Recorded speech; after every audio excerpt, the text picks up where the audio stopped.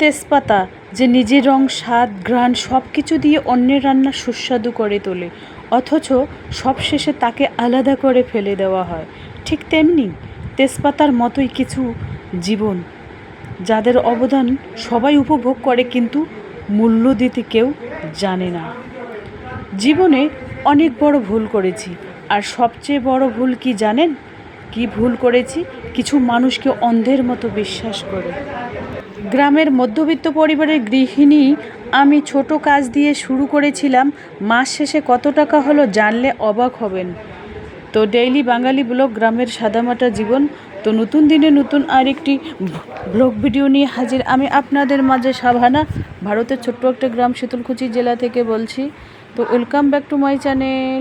আসসালামু আলাইকুম। তোমরা সবাই কেমন আছো? আমি আশা করি তোমরা সকলেই ভালো আছো।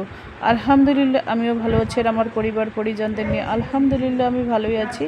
আর আমার প্রাণপ্রিয় কলিজা আপু ভাইয়েরা, তোমরা সবাই কেমন আছো? আমি আশা করি তোমরা সকলে ভালো আছো। তো চলো ব্লগটা দেখতেই থাকো, আশা করি খুবই ভালোই লাগবে। আর আমার ব্লগের কোনো না কোনো অংশে ভালো লাগলে সাবস্ক্রাইব করে পাশে থাকবেন। আর প্রত্যেক দিন বিকাল 4টায় কিন্তু আমার ব্লগ আসে।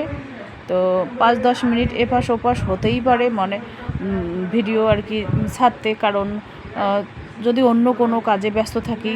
তো গ্রামের বাসা থেকে আমার মা কি পাঠালো, ঢেঁকি শাক কচুরলতি পাঠালো, আলহামদুলিল্লাহ।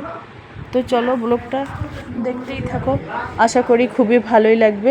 গ্রামের মধ্যবিত্ত পরিবারের গৃহিণী আমি, ছোট কাজ দিয়ে শুরু করেছিলাম, মাস শেষে কত টাকা হলো জানলে অবাক হবেন। সেই বিষয় নিয়ে তোমাদের কাছে আমি আলোচনা করব। তো দেখুন, এখানে দেখতে পাচ্ছেন চিড়া ভেজে নিয়েছি।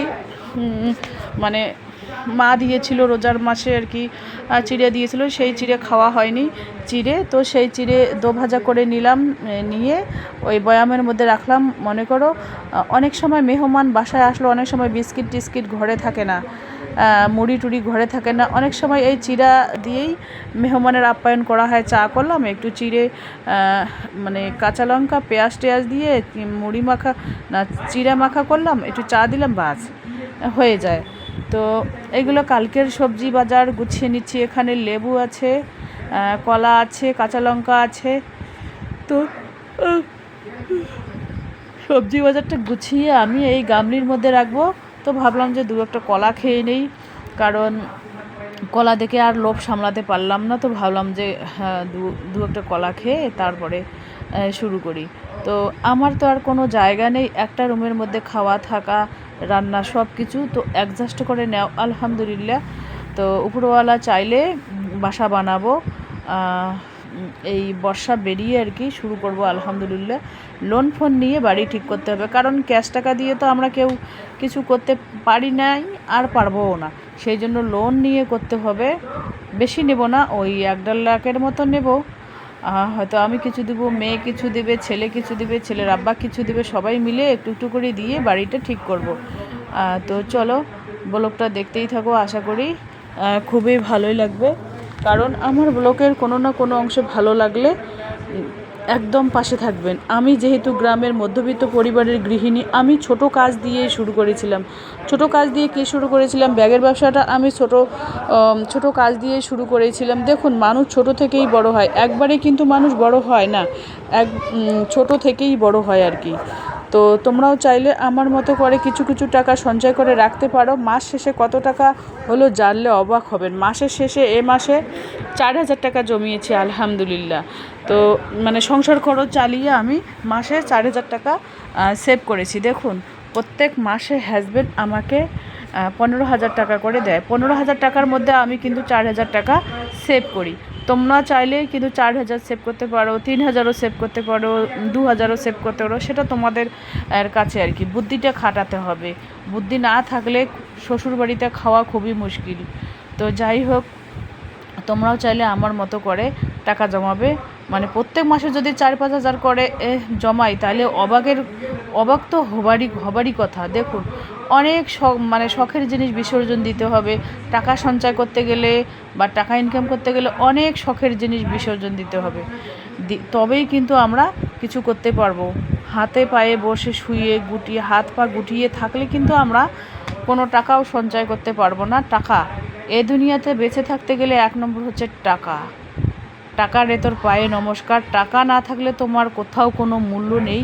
নিজের আপনজনই মুখ ফিরিয়ে নেবে, নিজের হাজব্যান্ড, ছেলে মেয়ে, বাবা মা, ভাই বোন, এরাই কিন্তু মুখ ফিরিয়ে নেবে।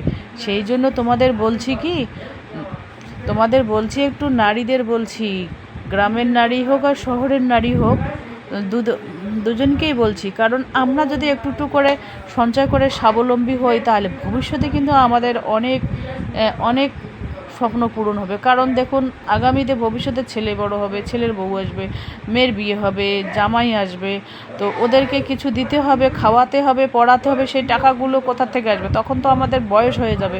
তখন কি ছেলের কাছে হাত পাতবো বা ছেলে বউর কাছে হাত পাতবো যে আমাকে 500 টাকা দাও বা 1000 টাকা দাও, ভালো মন্দ কিছু কিনে খাই বা ভালো মন্দ কিছু কিনি? এইগুলো কিন্তু খুবই মানে নিজের কাছে সব কিছু। সেই জন্য আমাদের বেঁচে থাকতে গেলে অল্প অল্প করে টাকা সঞ্চয় করে রাখতে হবে। সঞ্চয় জিনিসটা হচ্ছে নিজের কাছে।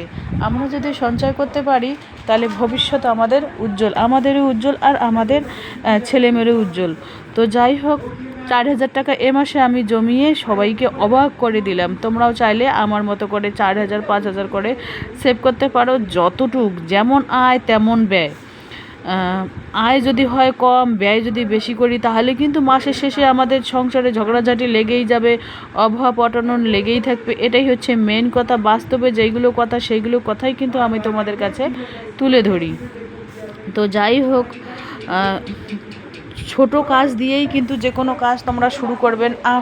আমরা গৃহিণীরা কিন্তু চাইলে সংসার সামলিয়ে ছোট ছোট কাজ দিয়ে শুরু করতে পারি। সেটা একটা মোড়ক, একটা মুরগি নিয়ে আসলাম, মনে করো 500 1000 টাকা দিয়ে শুরু করলাম। বা মানে কাউকে কবুতর পছন্দ, তো 400 800 টাকা দিয়ে একজোড়া কবুতর এনে লাগিয়ে দিলাম। এভাবে আমরা নতুন নতুন কিছু ট্রাই করব, তাহলে কিন্তু জীবনে আমরা অনেক টাকা মানে ইনকাম করতে পারবো, প্লাস সঞ্চয় করতে পারবো। তো এই যে দেখতে পাচ্ছেন, এঁচোড়টা কেটে নিলাম টুকরো টুকরো করে। আর পোলট্রির মাংস অল্প আছে। এঁচোড়টা আমি কি করব, ভালো করে ধুয়ে নুন হলুদ দিয়ে সিদ্ধ করে নেব।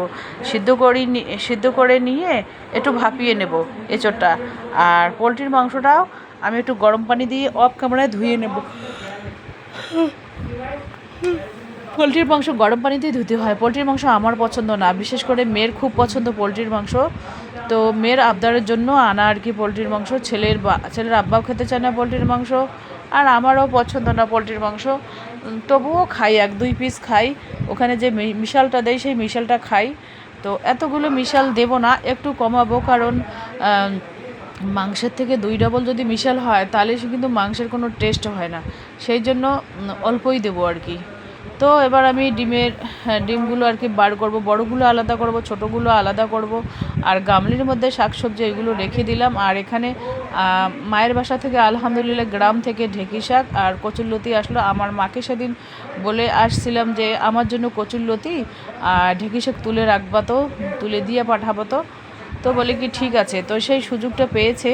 তো যাই হোক, এগুলো একেবারে ন্যাচারাল, এগুলোতে কোনো সার টার দেওয়া নেই। এগুলো আপনা আপনি হয় জমিতে। এইগুলো শরীরের পক্ষে খুবই উপকার। আর যেইগুলো কচুরলতি বা অন্যান্য শাক পাওয়া যায় বাজারে, সেগুলো কিন্তু একেবারে সার দিয়ে ভর্তি। আর এগুলোতে কোনো সার টার নেই। তো যাই হোক, আমি চেষ্টা করি সব সময় শরীর স্বাস্থ্যের ক্ষেত্রে সচেতন হবার। তোমরাও চাইলে আমার মতো করে সচেতন হতে পারো, কারণ বাজারে যা কিছুই বেরোক না করো, সবগুলোতে একেবারে সার দিয়ে ভর্তি। তো তোমরা চাইলে বাড়িতে মাটির উঠানে কিছু শাকসবজি রোপণ করার চেষ্টা করবে, বা যাদের ছাদ আছে, যারা ধনী লোক বড় লোক, তারা ছাদ বাগানে করতে পারো। তোমরা তো যারা ধনী আছো বলতেই তো পারো যে আমাদের টাকা আছে, আমরা কিনে খাবো। ওটা কথা বলছি না, স্বাস্থ্যের পক্ষে উপকার, সেটাই স্বাস্থ্যের পক্ষে উপকারে কী কী খেতে হবে সেটাই আর কি। তো এই যে দেখুন, কাপড় চোপড়গুলো এইভাবে লাল রেখের মধ্যে সেজে মানে সাজিয়ে রেখে দিয়েছি।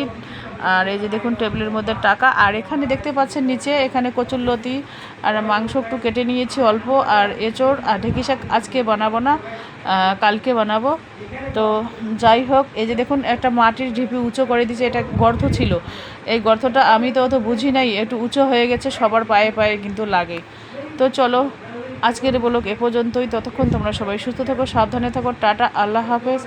হাজব্যান্ড আজকে প্রবাসে যাবে, ওই যে ব্যাগ রেডি হয়েছে, রান্না হচ্ছে। হাজব্যান্ডের জন্য এঁচোড় রান্না করেছি, চাটনি রান্না করেছি, আর মাছের ডিম একসাথেই করব, আলাদা আলাদাভাবে করব না, কারণ আলাদা আলাদাভাবে রান্না করলে অনেকক্ষণ টাইম লাগবে। হাজব্যান্ডের যেহেতু বড়মশাইয়ের যেহেতু টাইম নেই, সেই জন্য আমি ডিম বড়মশাইকে বলেছিলাম যে মাছের ডিম আর মাছ কিন্তু আমি একসাথেই রান্না করব, কারণ দু জায়গায় রান্না করলে তুমি আবার খেতে পারবে না, আর রান্না করতে আমার লেট হয়ে যাবে। তো চলো, টাটা, আল্লাহ হাফেজ। আজকের ব্লগ এ পর্যন্তই।